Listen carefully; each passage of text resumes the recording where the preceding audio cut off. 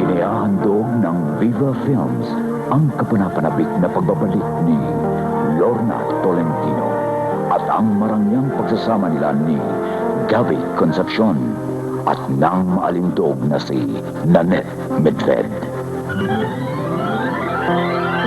Narito ang puso ko. Inagawan na ng kabiyak, lalo pang hinahamak. Nakahanda na siya pagsundunin niya. Wag na wag ko lang maririnig na may iba diyang nang-aapi sa kanya. Will you relax, Ellen? Tapos na ang araw ng mga awayan at suguran, di ba? Mag-asawa na ba kayo ng daddy?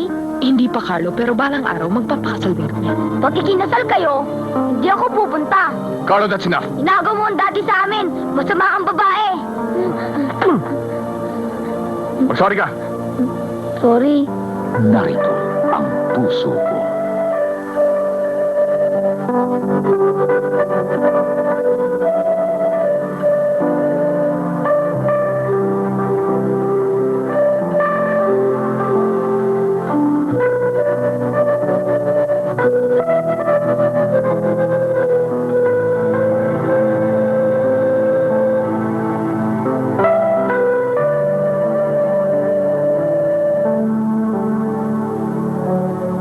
Isang babaeng nasa kalaguyok ang kaligayahan.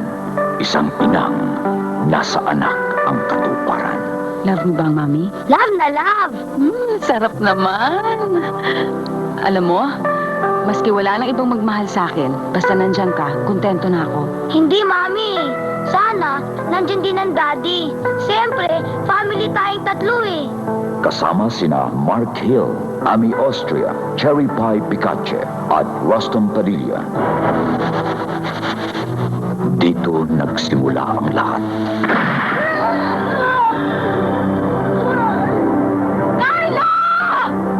I'm sorry.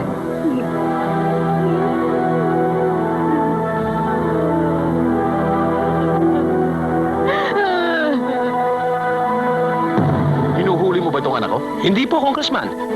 Hindi nyo aresto yung taon to? Hindi ko magagawa yun. Respetuhin naman natin ang batas. Nakita niyo ba kung anong klaseng respeto ang ginawa nito sa aking anak? Unang-una, wala tayong sapat na ebidensya. Narito ang puso ko. Nasaan si Louie? Ibalik mo siya sa akin, ilabas mo siya! Wala akong kailangang ibalik. Dahil wala akong kinukuha sa'yo. Inagaw mo siya sa akin, Ellen! Sino bang unang nang-agaw? Ano bang ginawa mo kay Louie, Ellen, para mapabalik siya sa'yo?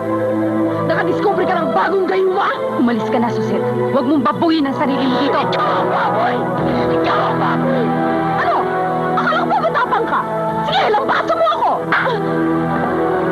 Hindi ang asawa kong bumaril sa anak mo. Gusto kong pakiusapan mo ang asawa mo na aminin niya ang krimen niya. Kilala ko ang asawa ko. May takot siya sa Diyos. Pwede bang ituro mo sa nakapilang ito kung sino nakita mong bumaril nung gabing yon? Yung demonyong niya na may hawak na Bible. Pinabol po niya ako ng baril. Kaya napilitan ako ipagtanggol ang sarili ko. Pinaputukan ko siya. Noon ko po na baril ang bata. Kung ganon, inaamin mo na ikaw ang nakabaril kay Carlo Chavez? Opo. Sinungaling! Narito ang puso ko. May mata ang katarungan. Ngunit minsan, ito'y natatakpan. Nagbubulag-bulagan. Anong ginawa mo, Suzette? Anong ginawa mo sa amin? Matulog ka rin, ano? Oo. Akong kumumbinsi kay Tato para bayaran si Berting para akuin ang pagpatay sa anak mo! Gusto ko magkasira-sira ang buhay niyo! Para kumilos, kailangan ilagay sa sariling kamay. Alin ang magwawagi? Katarungan o paghiganti?